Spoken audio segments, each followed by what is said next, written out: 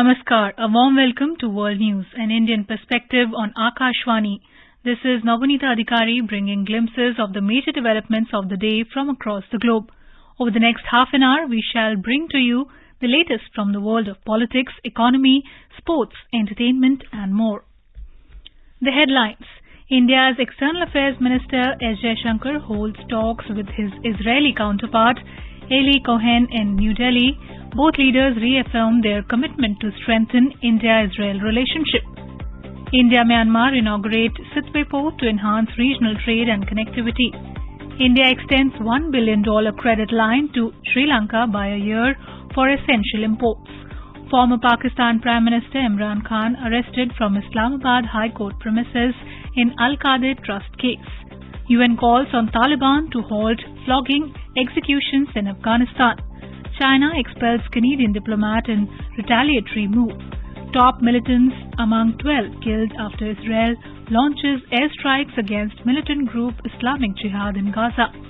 And Indian pugilist Deepak Bhoria and Nishan Dev storm into quarterfinals of men's World Boxing Championships at Tashkent. India's External Affairs Minister Dr. S. Jaishankar and Foreign Minister of Israel Eli Cohen held bilateral talks in New Delhi on Tuesday. During the meeting, both leaders reaffirmed their commitment to strengthen India-Israel relationship. After the meeting, Dr. S. Jaishankar said both countries noted progress in I2U2 and cooperation in multilateral forums. He said perspectives were exchanged about respective regions, Ukraine and Indo-Pacific.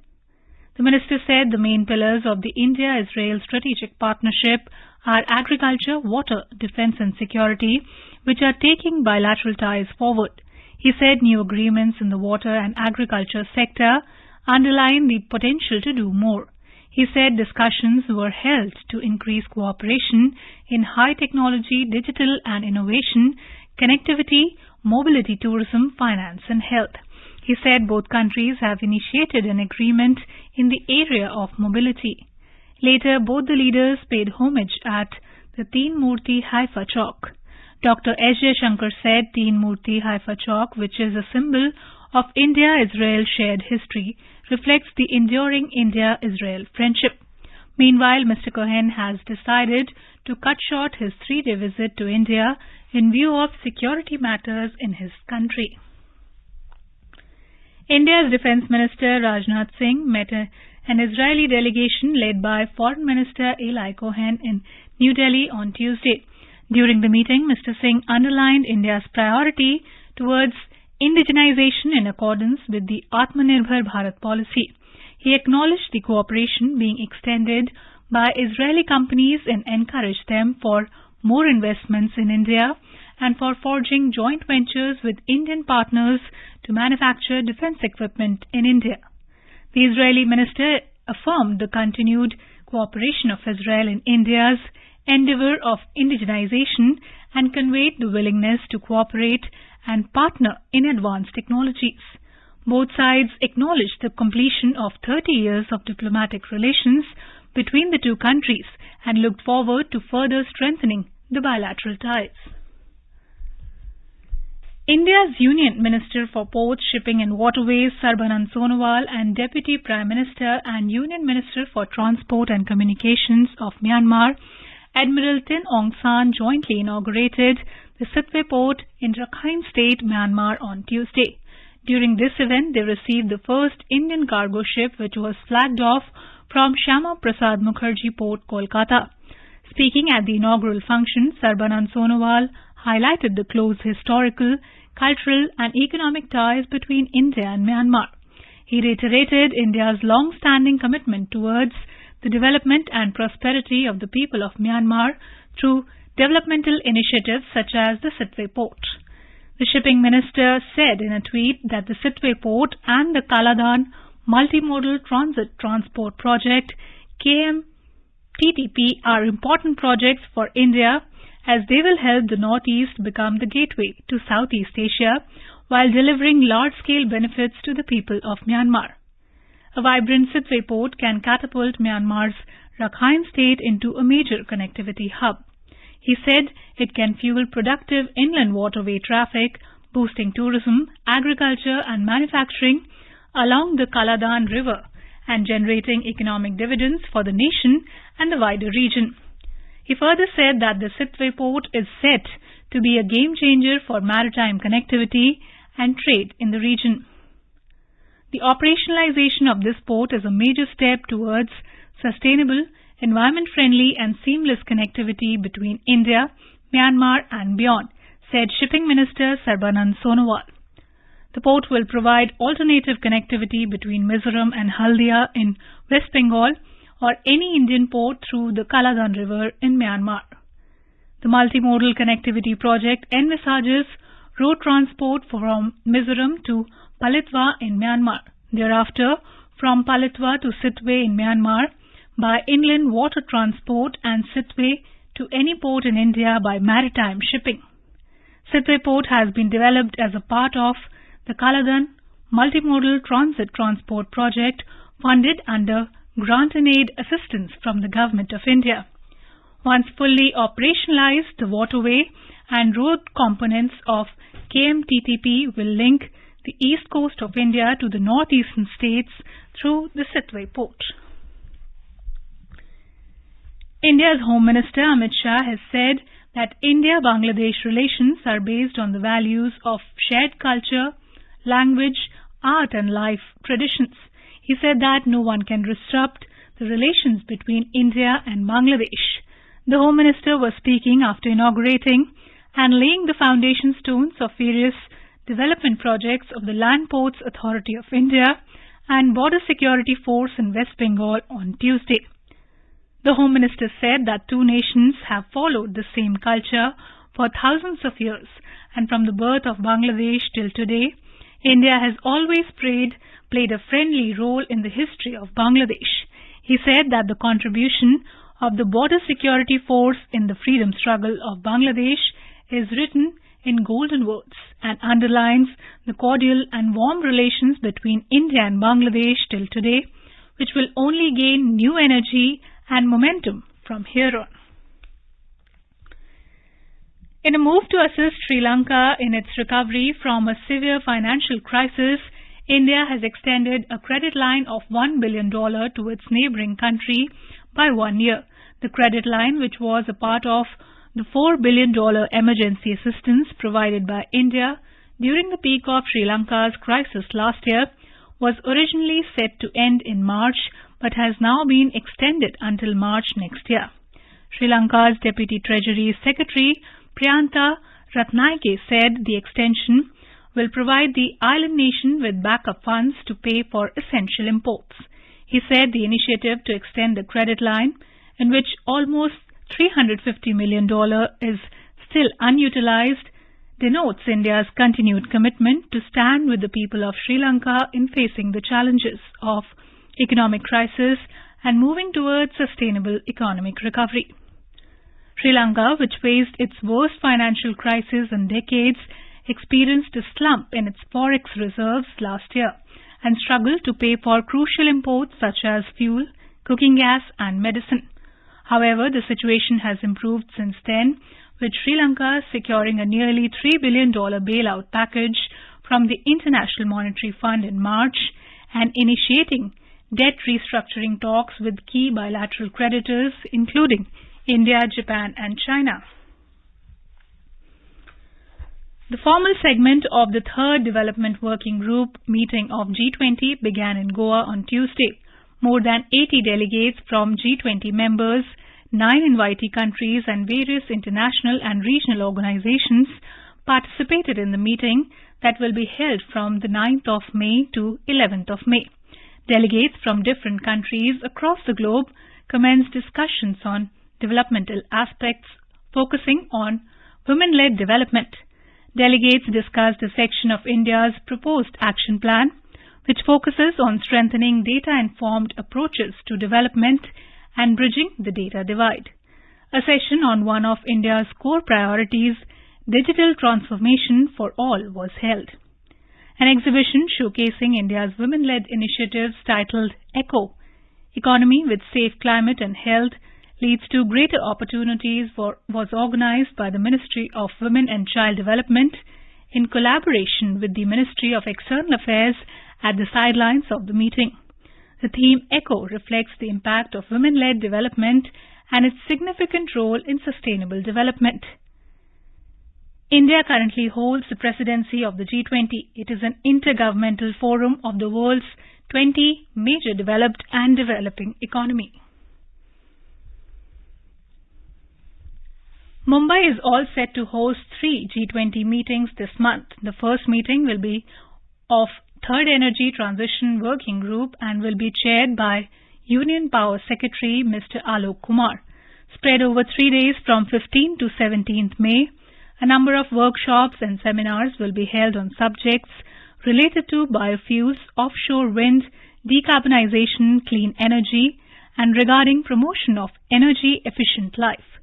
Representatives of various international organizations like World Energy Council India, National Power Training Institute, International Energy Agency, and USAID will be present for this meeting, along with secretaries of concerned ministries. The third Environment and Climate Sustainability Working Group meeting will be held from 21st to 23rd May 2023. The second Disaster Risk Reducing Working Group meeting will be held from 23rd to 25th May. This working group is an initiative taken by India under its G20 presidency. Various side events like seminars on financing, disaster risk reduction, and infrastructure risk assessment tools will also be held.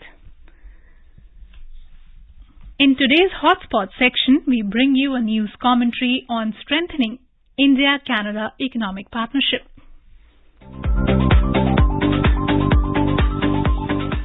India-Canada bilateral ties are underpinned by shared values of democracy, pluralism, expanding economic engagement, regular high-level interactions, and long-standing people-to-people ties. The trade and investment linkages between India and Canada form an integral component of the multifaceted partnership between the two countries. Union Minister of Commerce and Industry Piyush Goyal, along with his Canadian counterpart Ms. Mary Ng, co-chaired the discussions for the 6th India-Canada Ministerial Dialogue on Trade and Investment in Ottawa on the 8th of May 2023. The dialogue focused on various themes including strengthening the bilateral trade relationship between India and Canada, investment promotion, green transition, and new areas of cooperation such as promoting B2B engagements. The ministers also reviewed India-Canada Comprehensive Economic Partnership Agreement negotiations at the last Ministerial Dialogue on Trade and Investment meeting in March 2022. Both ministers launched the Comprehensive Economic Partnership Agreement negotiations with the possibility to have an interim agreement or Early Progress Trade Agreement EPTA. Since then, 7 rounds of negotiations have been held. Piyush Goyal tweeted, "The dialogue reinforced how forging an Early Progress Trade Agreement would further deepen the Indo-Canadian trade ties, mutually benefiting both the countries." He added, "With the deepening trade ties, both India and Canada are looking forward to further enhance collaboration in new and diverse areas for greater growth." The minister will also be visiting Toronto, where he will have various engagements to promote trade and investment. These engagements will include meetings with CEOs of key Canadian companies, roundtable of Indian and Canadian CEOs, interaction with companies based in Canada. The minister is accompanied by a delegation of Indian CEOs led by FICCI. Piyush Goyal will inaugurate the Indian Pavilion as SIAL Canada 2023, which is the largest food innovation trade show in North America, with participation of more than 1,000 national and international exhibitors from 50 countries. The event will address the needs of the retail, food service, and food processing industries. There will also be a trade and investment promotion event for the agricultural and food processing sector, with Indian companies and Canadian importers on the sidelines of SIAL 2023. This event is likely to be attended by 200 companies.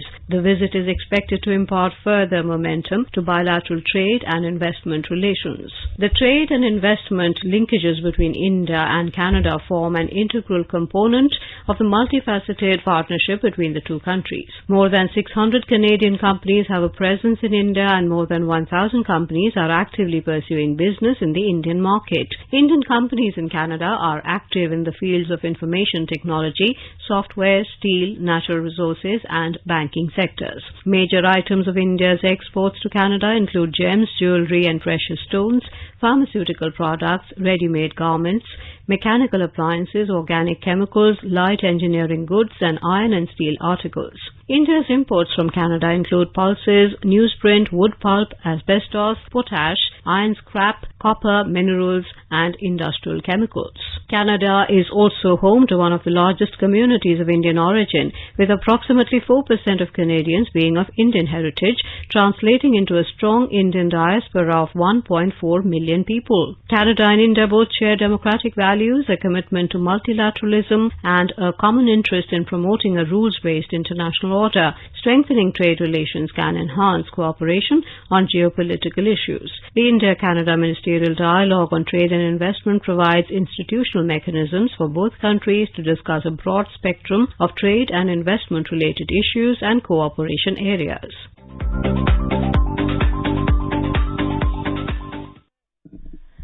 As part of its continuing crackdown on terror funding in the Indian Union Territory of Jammu and Kashmir, the National Investigation Agency NIA conducted searches at multiple locations in a case related to separatist and secessionist activities of the band Jamaat-e-Islami.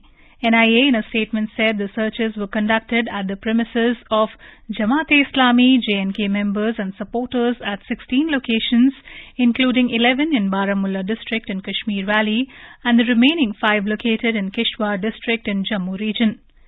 Jamaat-e-Islami has been found to carrying out terror funding activities in Jammu and Kashmir even after being declared an unlawful association under the UAP Act in 2019. The NIA said during the investigations, it was revealed that Jamaat-e-Islami J&K members had been collecting funds domestically and from abroad through donations as well as for purported charitable purposes such as promotion of education and health. The funds were instead being used for violent and secessionist activities in Jammu and Kashmir. National Security Advisors NSAs of the US, India and the UAE met Saudi Prince and Prime Minister Mohammed bin Salman in Saudi Arabia on Sunday to discuss a shared vision of a more secure and prosperous Middle East region interconnected with India and the world. NSA of India Ajit Doval, his US counterpart Jake Sullivan and his UAE counterpart Sheikh Tahnoon bin Zayed Al Nahyan attended the meet ahead of the Quad Summit in Australia later this month. The White House said the 4 nations agreed to maintain regular consultations and follow up on the matters discussed. Saudi Ministry of Foreign Affairs said in a statement the leaders discussed strengthening relations and ties between their countries in a way that enhances growth and stability in the region. Mr. Doval also held bilateral meeting with his US counterpart and discussed bilateral and regional matters. Mr. Sullivan said he looks forward to further consulting with Mr. Doval on the margins of the Quad Summit in Australia. This is Akashvani giving you the world news.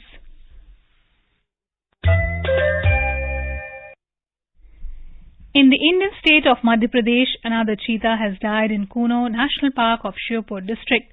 A female cheetah, Daksha, brought from South Africa, was killed in a fight with other cheetahs inside the park. According to official sources, Daksha died in a violent interaction with a male cheetah. This is the 3rd cheetah to die in Kuno since the cats were brought from South Africa and Namibia. 20 cheetahs have been brought to the national park since last year, of which 2 died in March and April, respectively. Former Pakistan Prime Minister Imran Khan was arrested on Tuesday in connection with the Al-Qadir Trust case from the premises of the Islamabad High Court. Khan was taken into custody by the Pakistani Rangers. The former Prime Minister, along with his wife Bushra Bibi and other PTI leaders, is facing an inquiry from the National Accountability Bureau related to a settlement between the PTI government and a property tycoon which reportedly caused a loss of 50 billion rupees to the national exchequer. They are also accused of getting undue benefit in the form of over 458 canals of land at Mauza Bakrala Sohawa to establish Al-Qadir University. Interior Minister Rana Sanaullah said that Imran had failed to appear before the court despite being issued several notices. He said the arrest has been conducted by the NAB for causing losses to the National Treasury. Meanwhile, the arrest of Imran Khan has resulted in protests and demonstrations across Pakistan. PTI workers are protesting in cities across the country, including Islamabad, Rawalpindi, Lahore, Karachi and Peshawar. In Karachi, demonstrators clashed with the police. Internet has been suspended in several parts of Rawalpindi and Islamabad, and Section 144 has been imposed in Peshawar. The PTI Secretary General Asad Umar has announced that a 6-member party committee would soon determine the next course of action. The United Nations has called on the Taliban to halt flogging and execution in Afghanistan. Human Rights Chief of the UN Assistance Mission in Afghanistan, Fiona Fraser, said the Taliban's corporal punishment is against international law. She urged the Taliban leadership to halt all executions immediately.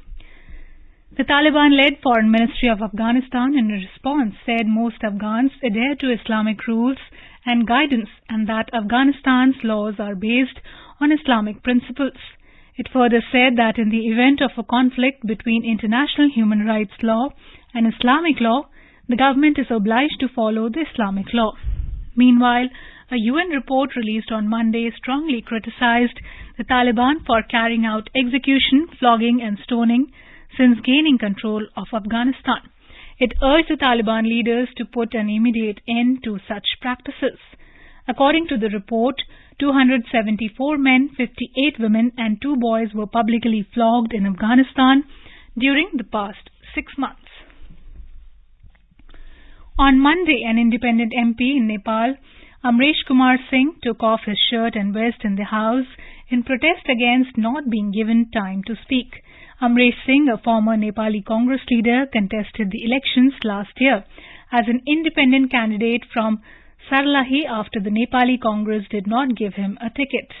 Singh, who had done PhD from Jawaharlal Nehru University in the Indian capital of Delhi, took off his clothes after Devraj Ghimire, Speaker of the House of Representatives, did not allow him to speak. Ghimire warned him to take care of parliamentary dignity and decorum. Singh, however, refused to listen to any of the requests by the Speaker and began taking off his clothes. This was the first ever such incident in Nepal's parliament's history. China has expelled a Canadian diplomat in Shanghai in retaliation for Ottawa sending home a Chinese diplomat accused of trying to intimidate a Canadian lawmaker. China told Jennifer Lin, a Canadian diplomat, to leave the country by the 13th of May. Wang Wenbin, spokesperson at the Chinese Foreign Ministry, said China has adopted corresponding retaliatory measures in response to the Canadian side's unreasonable provocation. He said this was absolutely necessary and urged Canada to immediately stop its unreasonable provocations. On Monday, Canada expelled Chinese diplomat Zhao Wei after an intelligence report accused him of trying to target a Canadian lawmaker critical of China's treatment of its Uyghur Muslim minority.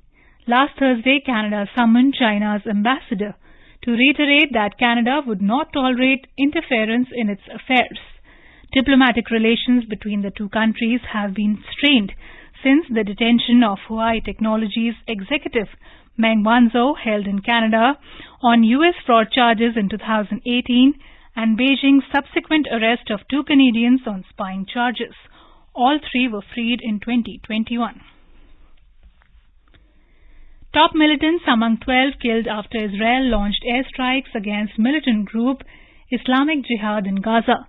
The Israeli army said it targeted 3 leaders of Islamic Jihad and hit weapons manufacturing sites belonging to the group. Meanwhile, the Israeli army instructed its citizens within 40 kilometers of Gaza to enter bomb shelters. This comes as previous strikes on the Islamic Jihad group have sparked barrages of rockets on Israeli civilians. In a statement, the Palestinian Islamic Jihad movement confirmed that 3 of its leaders were killed and several injured, including women and children. Thousands of people in Serbia protested in capital Belgrade on Monday, demanding better security, a ban on violent TV content, and the resignation of key ministries. The protests come days after two mass shootings killed 17 people in the country. Protesters and opposition supporters demanded a shutdown of TV stations and tabloids that they accuse of promoting violent and vulgar content. Opposition parties and some groups accuse President Alexander Vučić and his ruling populist Serbian Progressive Party of autocracy, oppressing media freedoms, violence against political opponents, corruption and ties with organized crime. The BSE Sensex and the NSE Nifty ended flat amid negative cues from global share markets on Tuesday. Gold was trading above 61,200 rupees per 10 grams at MCX, while global crude oil prices fell around 1%, a report from the business desk. The Sensex fell 3 points to finish at 61,761. Divergently, the Nifty added 2 points to end at 18,266.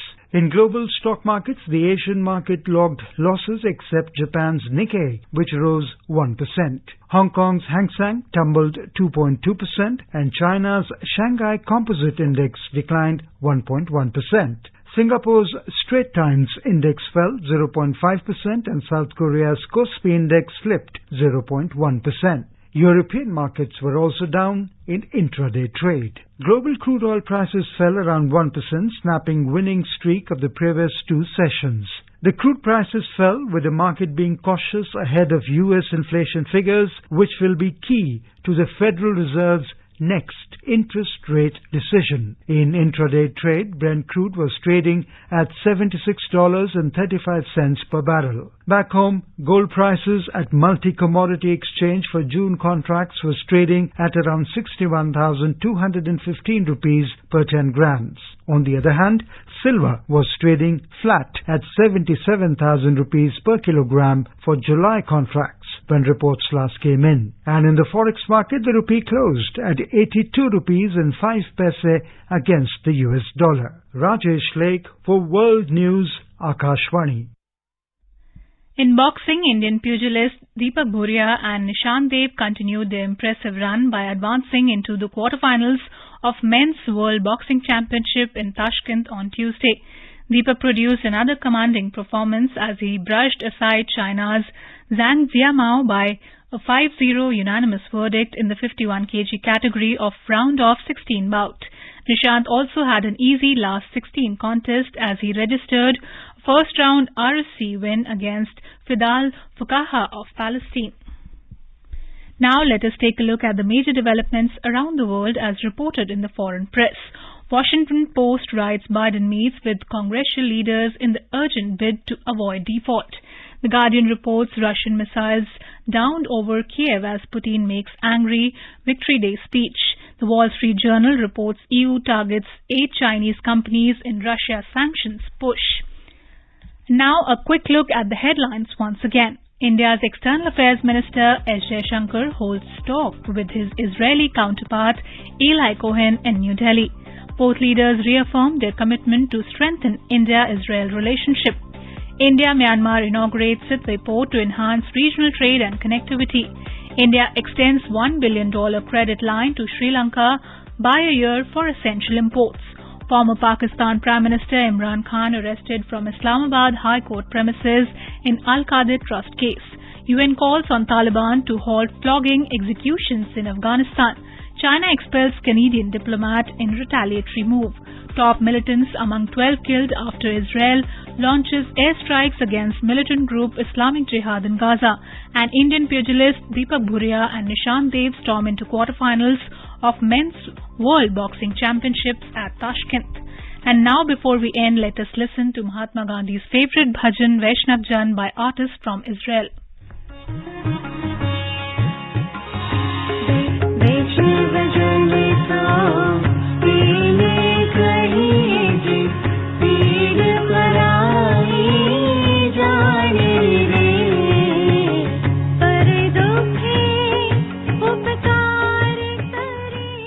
And with that, we end this bulletin. We'll be back at the same time tomorrow with the next edition of World News.